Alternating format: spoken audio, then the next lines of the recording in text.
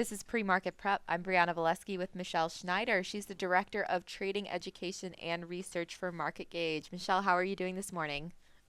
I'm doing just great, Brianna. How are you? I'm doing fantastic. We're just getting pretty ramped up to be going into earnings season. But you had mentioned to me that you wanted to talk a little bit about market phases. So first, let's kind of get your take on the overall market right now, and then tell us a little bit more about market phases.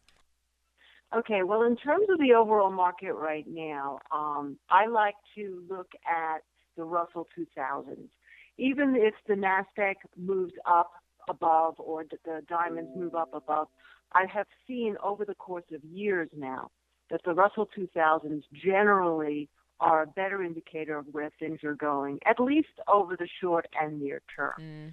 And so at this particular point in time, with yesterday's weakness after the correction, and by the way, the Russells being the only one of the four indices that actually made a new low after the August 24th low. And that was really what triggered the reversal, too, because after it made a new low, it traded up the next day, consolidated, and then took off, and everything else took off with it. At this point in time, it is struggling back under that 50-day moving average. So I would have to say that even though the NASDAQ, the Spires, and the diamonds are still hovering above their 50, to me, if the IWM is indeed a lead indicator, which I believe it is, if it cannot recapture today back over that 50-day moving average, which comes in around 115.26 today, then I would say that's going to be a drag, regardless of the positive earnings in the banking sector this morning. That's a great point. Tell us a little bit more about your thoughts on market phases, predictions based on the probability of how phases have behaved and so forth. Well, I've been on this show several times already this year, and Mm-hmm. what's been interesting is that when I first started this in the beginning of 2015, of course I've been coming longer than that, we talked about the fact that everything at that point was in a bullish phase, but there was definitely erratic activity around that 50-day moving average up near the highs. It was going from a bullish phase into a warning phase, and when I say it, I really mean the general indices. And so the whole idea of phases, and we use six, bullish being obviously, if we're looking at it as a clock, 12 o'clock, and bearish being 6 o'clock. So what happens with phases in anything in life is that the cycles or the phases have to complete. The questions, of course, that we always don't know the answers to is how long will it take for the phases to complete? And secondly, how long will each phase last? And it doesn't mean that it can't go back and forth like we see this erratic behavior between two phases. So when we were in the bullish phase, I knew we were inevitable at some point that we would have to go back to a bearish phase, and indeed we have in many of the indices. And now what's happening is that we're doing that erratic behavior a little bit between the bearish and the recovery phase. So that tells me that we're probably going to see more downside overall. But at that point, we'll start looking, and again, we never know how long. That's the key. If we had crystal balls, that would be great. But we do know that even if without a crystal ball, we can count on one thing, that eventually the bearish phase will be over and we'll enter what I call the cycle of hopefulness, because we humans tend to be so hopeful, and we will start to go back up. When that happens, I don't know, but it does seem to me that in the cycle of phases right now, the fact that we've taken 9 months, 10 months here to go from bullish into bearish, that was probably going to sit around in the bearish, maybe like you see these little rallies that happen that take us back to recovery. And that's kind of where I'm at right now. So my trading has really been dictated such. Now, that doesn't mean you can't buy, and that doesn't mean you're not going to catch big moves. That doesn't mean there aren't things that are going to go counter-cyclical. But the big thing is that if you're really looking to trade from the long side, I think you just have to be a lot quicker in getting in and getting out, and not really looking at, a lot of people are, I've seen, last night I wrote this whole thing, the Beatles song, I say high, you say low, you say why, and I say I don't know. Well, I really believe that that's a situation we're in right now, is that there are cases for both especially when it comes to the Federal Reserve. Are they going to add liquidity? Are they going to tighten? And so we're in a very interesting time, but forgetting about all that, just look at where we're at in terms of the phases. And I would say more negative than positive at this point. So let's review the Modern Family that we've talked about on the show before. I love my Modern Family because they have really kept me on the right side of the market. So to review, if we take the Modern Family and again we place it in those phases, looking at the 6 phases. So we have IWM, which is the Russell 2000s, which we've called Granddad, and the obvious reason for why I call that Granddad is with 2,000 stocks in the small caps. I find that to be a very accurate measure in terms of the U.S. economy. The smaller cap companies, many of which are actually based in the United States. And so, as I just got through saying, right now, before the market begins today, we broke down back under the 50 yesterday, and now we have support on the way down, but we also have resistance on the way up. So I'm looking at this sort of trading range that was incredible from January to August when we finally collapsed, that is now much smaller between the August lows and the September highs. And in IWM, we haven't even gotten close to that September 17th high. So I would say Granddad is dictating right now more to the down than to the up.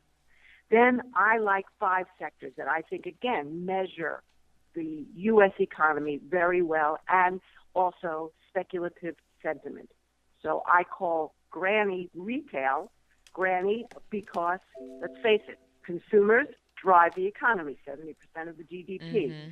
So if you look at XRT, which is the ETF that I like to use, Granny hasn't even gotten over the 50-day moving average. So with all this rally that we've had off the lows, retail is still weak. Now, right now, it looks like it's coming in. Well, it's hard to say on the bid offer.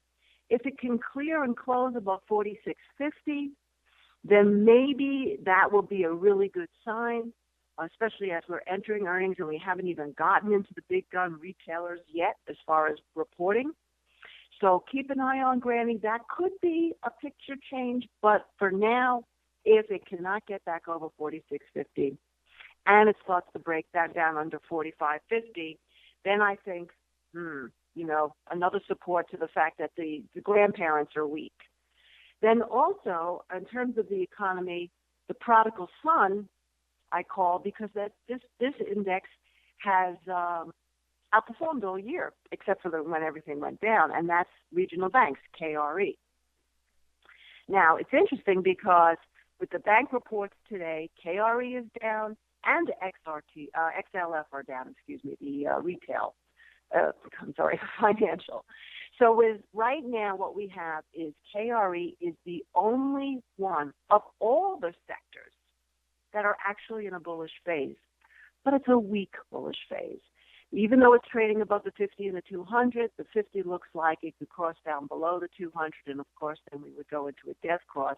And I think a very unique opportunity if the market gets weak to sell with a very low risk if KRE winds up trading underneath 41.50. Now, again, if we add retail together, if that gets some kind of rally going, KRE can hang out and stay strong and stay over those moving averages, all right, maybe we've got more upside. But again, we're looking at those September highs and some of those that haven't made it, so there's still a lot of resistance on the way up. You with me? Should I move on? Yes, absolutely. Keep going. Okay, I'm always conscious of my motor mouth because I know I can talk a mile a minute. All right.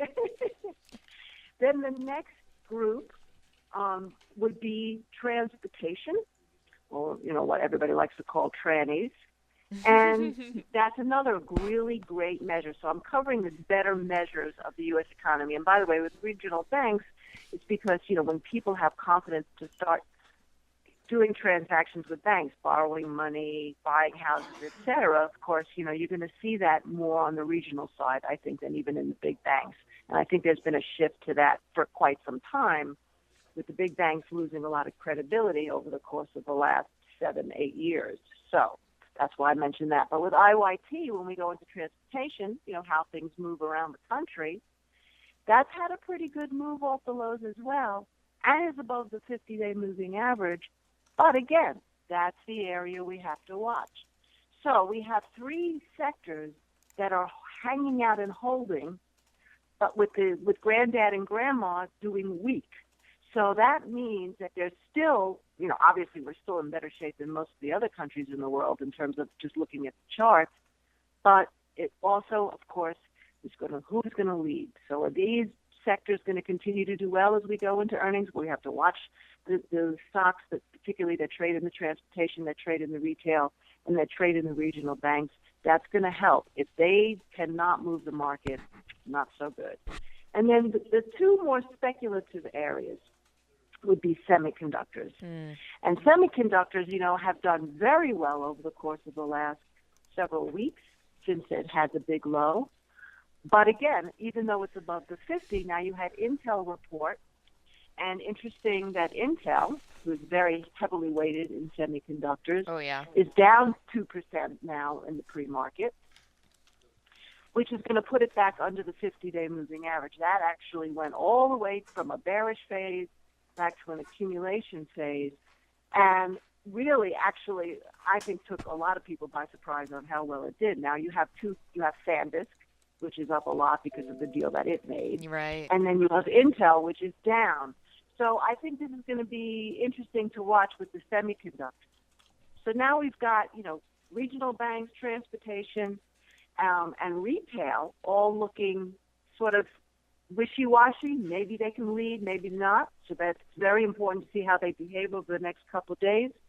And then finally, we've got IBD, which of course biotechs, has really looks terrible right now. I mean, it just looks god-awful. It finally went into its bearish phase when it had death cross a couple of weeks ago. It looks very heavy. It didn't have any kind of bottoming formation. So where the speculative money is, you can see right now it's lacking. And I don't think that the rest of the market can ignore this ultimately, again, because of the speculative money. So to me, when you put this all together in their phases, even though we have a couple of shining stars in the family, we've got some real concerns. And that is why I say it's very, very difficult right now to have a strong feeling up or down, but I would definitely lean more to the down than to the up when it comes to equities.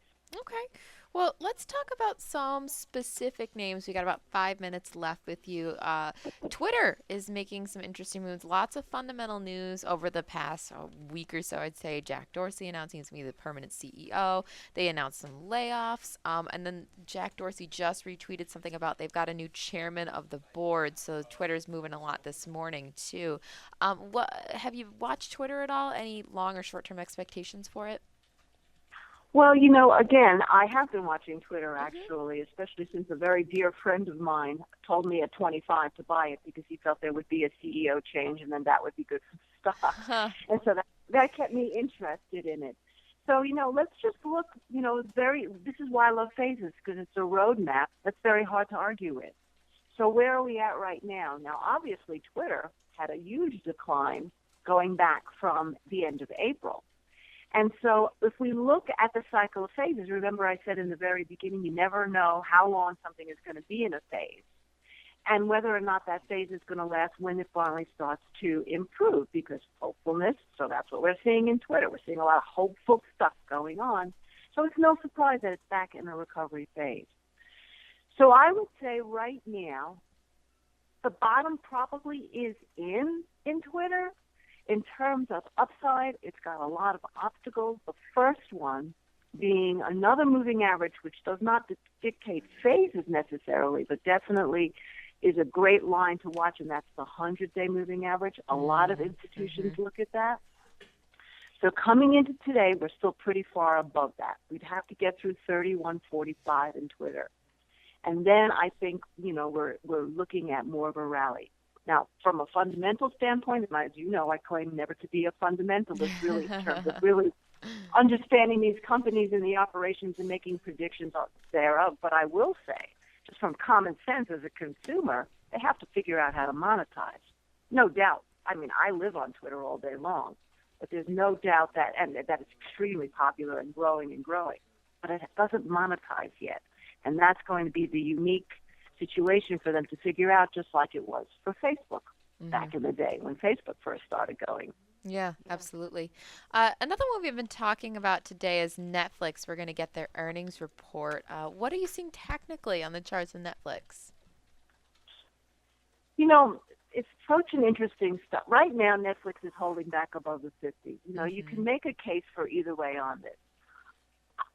I have to say, really, when I look at this chart, you know, we've seen earnings with Netflix. This is a dangerous game for people who don't really understand how to hedge ahead of earnings, because we've seen Netflix gap, you know, $30, $40, $50 after an earnings report, one way or the other.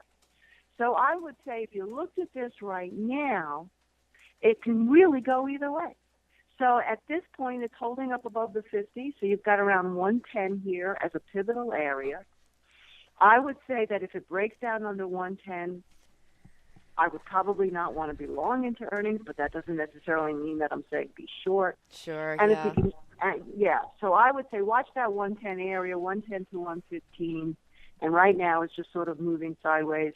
But, you know, we actually are currently long Netflix. Are we long Netflix, Jonathan?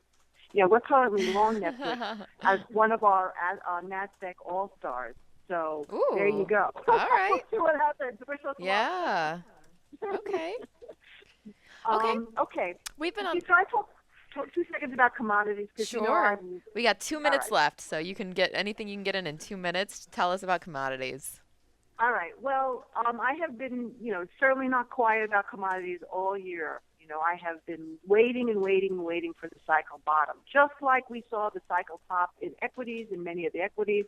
You know, with years and years and years of commodities getting hammered, I knew that we were near a cycle bottom. So we have two different factors. We have agricultural, which of course El Nino, and in fact you guys put out an article about El Nino last night, which I retweeted. And then you have, you know, the whole interest rate sensitive situation with the U.S. dollar, with some of the more metals and the oil and the energy, et cetera. Right. So I don't have time to get into all of that. So let's narrow it down to two ETFs.